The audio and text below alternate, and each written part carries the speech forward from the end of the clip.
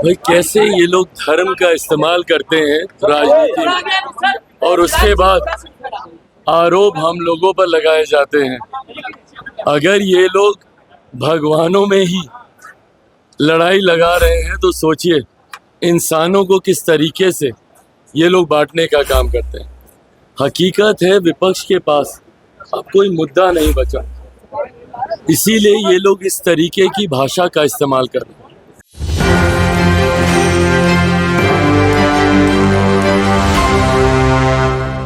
लोक जनशक्ति पार्टी रामविलास के राष्ट्रीय अध्यक्ष चिराग पासवान ने आखिर क्यों कांग्रेस के राष्ट्रीय अध्यक्ष मल्लिकार्जुन खड़गे सहित वीआईपी प्रमुख मुकेश सहनी पर उठाया सवाल। खबर को विस्तार से जानेंगे, उससे पहले एक न्यूज 24 में आपका स्वागत है। मैं हूं स्वाति आपके साथ। आपको बता दें कि कांग्रेस के राष्ट्रीय अध्यक्ष मल्लिकार्जुन खड़गे ने एक जनसभा को संबोधित करते हुए भगवान शिव और राम को लेकर बड़ा बयान दे दिया, जिसके बाद बीजेपी लगातार कांग्रेस पार्टी और खासकर मल्लिकार्जुन खड़गे पर हमलावर नजर आ रही है। बता दें कि मल्लिकार्जुन खड़गे ने अपने बयान में कहा है कि उनके कैंडिडेट का नाम शिवा है, यानी कि अब वो राम से बराबर का मुकाबला कर पाएगा। जिसके बाद बीजेपी का यह आरोप है कि मल्लिकार्जुन खड़गे ने भगवान शिव और भगवान राम के बीच लड़ाई शुरू कर दी है।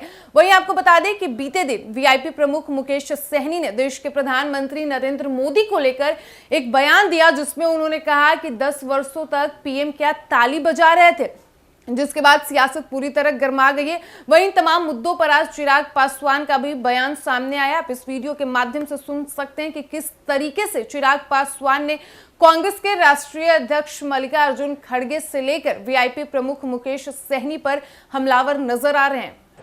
भाई कैसे ये लोग धर्म का इस्तेमाल करते हैं राजनीति में और उसके बाद आरोप हम लोगों पर लगाए जाते हैं। अगर ये लोग भगवानों में ही लड़ाई लगा रहे हैं तो सोचिए इंसानों को किस तरीके से ये लोग बांटने का काम करते हैं। हकीकत है विपक्ष के पास अब कोई मुद्दा नहीं बचा, इसीलिए ये लोग इस तरीके की भाषा का इस्तेमाल कर रहे हैं। हम लोग जब भगवान श्री राम की बात करते हैं, ये मैनिफेस्टो का हिस्सा भारतीय जनता पार्टी का रहा है, जिसको कभी कांग्रेस या इनके सहयोगियों ने पूरा नहीं होने दिया। 500 साल से ज़्यादा तक भगवान श्री राम लल्ला उस टेंट के नीचे रहे, तब ना इनकी भावनाएं आहत हुई, ना इनकी संवेदना उस प्रति जागी। पर आज जब भारतीय जनता पार्टी ने अपने मैनिफेस्टो को पूरा किया, एनडीए ने जब अपनी बातों को पूरा किया, तो आज इनको शिव भी याद आ रहे हैं। पर उस वक्त उनको शिव याद नहीं आते जब उनकी आधी अर्धांगिनी, जब शक्ति के बारे में, उनके विनाश की बात जब उन्हीं के पार्टी के बड़े नेता करते हैं। हकीकत है चुनाव के वक्त सिर्फ और सिर्फ भावनाओं को आहत करने के लिए कांग्रेस, उनके घटक दल के नेता इस तरीके की बातें करते हैं। आज जब वो शिव को इतना याद कर रहे हैं तो उनको राहुल गांधी जी का वो बयान भी याद आना चाहिए, जहाँ पे वो शक्ति के विनाश की वो बात करते हैं।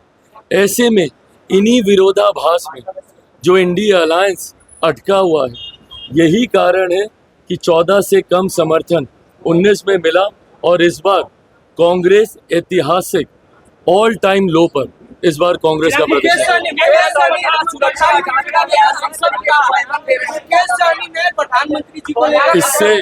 इससे ज्यादा घृणित, निंदनीय, अशोभनीय और कुछ नहीं हो सकता। जिस तरीके से भाषा की सारी मर्यादा को तार तार कर दिया गया, और मैं बिहार की जनता से भी अपील करूंगा, और बल्कि मैं उन लोगों से भी अपील करूंगा जो संभवतः कम संख्या में ही सही पर आज की तारीख में जो इंडिया अलायंस का समर्थन कर रहे हैं, मैं पूछना चाहूंगा कि क्या ऐसी भाषा का आप लोग समर्थन कीजिएगा? मेरे प्रधानमंत्री से लाख बैर सही, पर क्या कोई भी सभ्य समाज में ऐसी भाषा का स्थान है? क्या आप एक राष्ट्रीय अध्यक्ष के लिए आप इस तरीके की भाषा का आप इस्तेमाल कर सकते हैं? आपका विरोध किसी से भी हो, भारतीय भाषाओं में उसके शब्दकोश में ऐसे शब्द हैं कि आप कड़ी से कड़ी निंदा मर्यादित शब्दों में रहकर आप कर सकते हैं। हमारे देश का गौरव है, हमारे देश का पहचान है हमारे प्रधानमंत्री। आपका उनसे मतभेद वैचारिक हो सकता है, पर इस तरीके से व्यक्तिगत टिप्पणी करना क्या आपको शोभा देता है? आज की तारीख में हम लोग 21वीं सदी में हैं, पढ़े लिखे समाज की हम लोग कल्पना करते हैं। ऐसे में जब ऐसे लोग जिनको कोई ना कोई अपना आदर्श मानता होगा, किस तरीके की एग्जाम्पल आप सेट कर रहे हैं, किस तरीके का उदाहरण आप देना चाह रहे हैं।